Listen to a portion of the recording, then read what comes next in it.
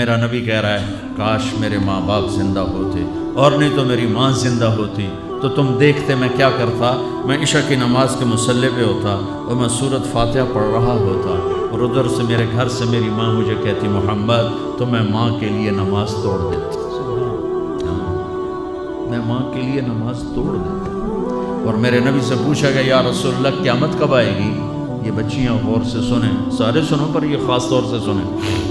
آپ نے کہا اللہ کو پتہ ہے، کہ یا رسول اللہ کوئی نشانی بتا دیں۔ تو آپ نے کہا جب بیٹیاں بھی ماؤں کو ذلیل کریں گی تو قیامت آئے گی، جب بیٹیاں بھی ماؤں کو ذلیل کریں گی تو قیامت، ان تلد الامۃ ربتہا، جب ماں کے ساتھ بیٹیاں نوکر جیسا سلوک کریں گی، نوکرانی جیسا سلوک کریں گی تو قیامت کے نگارے پہ چوٹ پڑ کے رہے گی۔ یہ نہیں کہا جب کفر پھیل جائے گا اور جب اسلام بٹ جائے گا، اس حالانکہ قیامت تو اس وقت آئے گی جب دنیا میں ایک مسلمان باقی نہیں رہے گا۔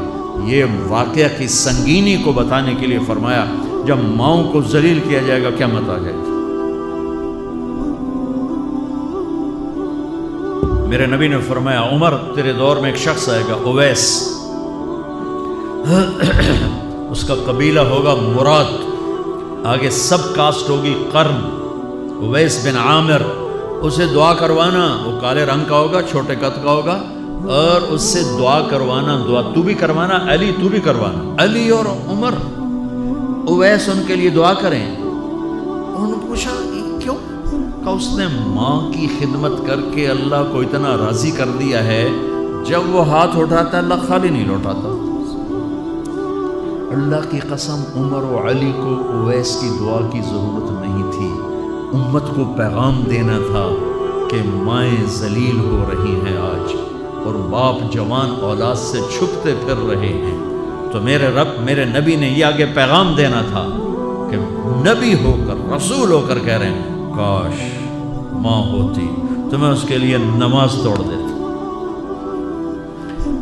آپ کو 8 عورتوں نے دودھ پلایا والدہ سمیت، ان میں ایک ایمن بھی ہے، آپ کے والد کی باندھی، تو گھر میں تشریف فرما تھے، ایمن بیٹھی تھی حضرت عائشہ، تو ایمن کہنے لگی یا رسول اللہ پانی تو پلا دے، تو اللہ کا نبی ایک دم اٹھے، تو حضرت عائشہ ناراض ہو گئی، ایمن اللہ کا رسول کو کہتی پانی پلا، تو اور کیوں نہ کہوں میرا بیٹا ہے، میں نے دودھ پلایا ہے۔ تو حضرت میرے نبی نے کہا ہاں عائشہ یہ میری ماں ہے، اس کا میں نے دودھ پیا ہے۔ آپ اٹھے، گھڑے میں سے پانی بھر کے یوں دونوں ہاتھوں سے حضرت ایمن کو پیش کیا جو حبشی باندھی تھی، چونکہ دودھ پیا ہے تو ماں کا لفظ صادق آ گیا، تو بجائے اس کے کہ برا مناتے، آپ خادم بن کے اپنے اپنی ماں، دودھ پلانے والی ماں کو آپ نے، حضرت حلیمہ سعدیہ تشریف لائیں، آپ نے اپنی چادر بچھا کر اس کے اوپر بٹھایا۔ حضرت عمر کا دور خلافت آیا، وہ ہر سال حج کرتے تھے، اب بھائی کوئی اویس ہے وہ ملتا ہی کوئی نہیں تھا۔ 3-4 سال گزر گئے تو کہنے لگے سارے حاجی اکٹھے ہو جاؤ، بھائی سارے حاجی اکٹھے ہو گئے۔ آپ نے کہا سب کھڑے ہو جاؤ، سارے کھڑے ہو گئے۔ پھر آپ نے کہا یمن والے کھڑے رہو باقی بیٹھ جاؤ، چند ہزار کھڑے رہے باقی بیٹھ گئے۔ پھر آپ نے کہا مراد والے کھڑے رہو باقی بیٹھ جاؤ، تو 15-20 آدمی اس میں سے نکلے۔ پھر آپ نے کہا مراد کی جو آگے سب کاسٹ ہے قرن والے کھڑے رہو باقی بیٹھ جاؤ، تو صرف ایک آدمی بچا۔ تو آپ نے اس سے پوچھا تم قرنی ہو؟ کہ جی۔ اویس کو جانتے ہو؟ کہ جی میرے بھائی کا بیٹا ہے۔ تو وہ تو تھوڑا سا ایسے ہی ہے دیوانہ سا، آپ کیوں پوچھ رہے ہیں؟ تو حضرت عمر رونے لگے، کہا وہ نہیں تو دیوانہ ہے، کدھر ہے؟ کہا جی عرفات گیا ہے اونٹ چرانے۔ تو حضرت عمر نے علی کو ساتھ لیا اور دوڑ لگا دی عرفات کی۔ وہاں گئے تو حضرت اویس ایک جھاڑی کے نیچے نماز پڑھ رہے تھے، یہ دونوں حضرات آ کے بیٹھ گئے، انہوں نے محسوس کیا 2 بندے آ گئے، نماز مختصر کر دی۔ حضرت عمر نے پوچھا کون ہو میرے بھائی؟ کہا جی مزدور ہوں۔ تمہارا نام کیا ہے؟ کہا جی اللہ کا بندہ۔ کہا ارے بھائی وہ تو سبھی اللہ کے بندے ہیں، تیری ماں نے تیرا نام کیا رکھا ہے؟ کہا تم کم پوچھ رہے ہو؟ انہیں تو پتہ ہی نہیں تھا کہ عمر ولی۔ کیوں بھائی تسی کون ہو انٹرویو کرنے والے؟ تو مولا علی نے کہا یہ ہیں عمر بن خطاب امیر المومنین اور میں ہوں علی بن ابی طالب۔ پھر وہ ہل گئے کہ کہنے لگی میں معافی چاہتا ہوں، میں پہلی دفعہ آیا ہوں، مجھے تو پتہ ہی کوئی نہیں ہے۔ تو حضرت عمر نے فرمایا تم اویس بن عامر ہو؟ کہ اچھا ہاتھ اٹھاؤ ہمارے لیے دعا کرو۔ وہ کہنے لگے آپ کیا کہہ رہے ہیں، یہ آپ کیا کہہ رہے ہیں، میں آپ کے لیے دعا کروں گا، میری کیا اوقات ہے؟ کہا ہاں ہمیں ہمارے نبی نے فرمایا تھا عمر علی جنت میں تیرا گھر میرے گھر کے سامنے ہوگا، اس کے بعد کسی کی دعا کی ضرورت ہے؟ عمر میں نے جنت میں محل دیکھا، میں نے پوچھا کس کا ہے، مجھے کہا گیا قریشی کا ہے، میں سمجھا میرا ہے، جانے لگا تو کہا گیا عمر بن خطاب کا ہے، ان کو اویس کی دعا کی ضرورت ہے؟ میدان عرفات میں 1.25 لاکھ صحابہ کے ساتھ آپ اونٹ پہ تشریف فرما ہیں، اونٹنی پر، تو آپ نے فرمایا اس وقت میرا اللہ میرے صحابہ پہ فخر کر رہا ہے اور عمر پہ خاص طور پہ فخر فرما رہا ہے۔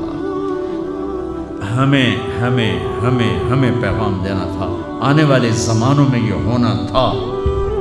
سبحان اللہ۔ امام ابو حنیفہ کا نام تو سب کو معلوم ہے نا۔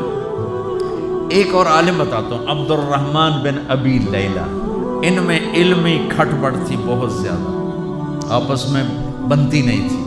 تو ابو حنیفہ جیسی ہستی جن کے کروڑوں فالوور آج ہیں، ان کی ماں کہتی نعمان یہ مسئلہ ہے، جا کے عبد الرحمن سے پوچھ کے آؤ۔ زندگی میں ایک دفعہ نہیں کہا ماں جی میں اس کو بڑا عالم ہے میرے کو پوچھ لو، کہا اچھا ماں جی، اپنی چادر اٹھاتے اور پہنچ جاتے دروازے پہ دستک دے کے بھائی مجھے میری اماں نے بھیجا ہے، آپ اس پہ فتویٰ، حالانکہ ان کی اپنی رائے اس کے خلاف ہوتی تھی، لیکن ماں کے احترام میں جا کر ان سے مسئلہ پوچھتے جن سے روزانہ مناظرہ ہوتا تھا، روزانہ کھٹ پٹ ہوتی تھی علمی، ماں نے کہہ دیا جا کر ان سے پوچھ کے آتے تھے، اپنی اتنی بڑی علمی قدر و منزلت کو ایک طرف رکھ دیتے تھے، نہیں میری ماں نے مجھے کہا۔ تو آپ سب نوجوان ہو، ماں باپ زندہ ہیں تو ان کی دعا لو، آہ نہ لو، دعا لو۔ مجھے یاد آیا میرے والد رحمت اللہ علیہ کا ایک دفعہ مجھے خط آیا کہ جب پیسے ختم ہوتے ہیں اسی وقت ہی تمہارا خط آتا ہے کہ پیسے بھیج دو، کبھی آگے پیچھے بھی بتا دیا کرو زندہ ہے کہ مردہ ہے۔ تو تعلق ہی نہیں تھا، ذرا پیسے تک تھا، ابھی پیسے ڈال دو پیسے، اب تو خط کی ضرورت نہیں ہے، فون پہ ہو جاتا ہے، اس وقت یہ خط ہوتے تھے۔ تو میرے والد نے گلے کا خط لکھا، مجھے افسوس ہونا چاہیے تھا، میرے اوپر جوں بھی نہیں رہی، ہم نے والدین کی عظمت کو پڑھا ہی نہیں ہے، وہ تو در مصطفیٰ سے یہ چیز ملتی ہے، محمد مصطفیٰ کے در سے یہ سبق ہمیں مل رہا ہے۔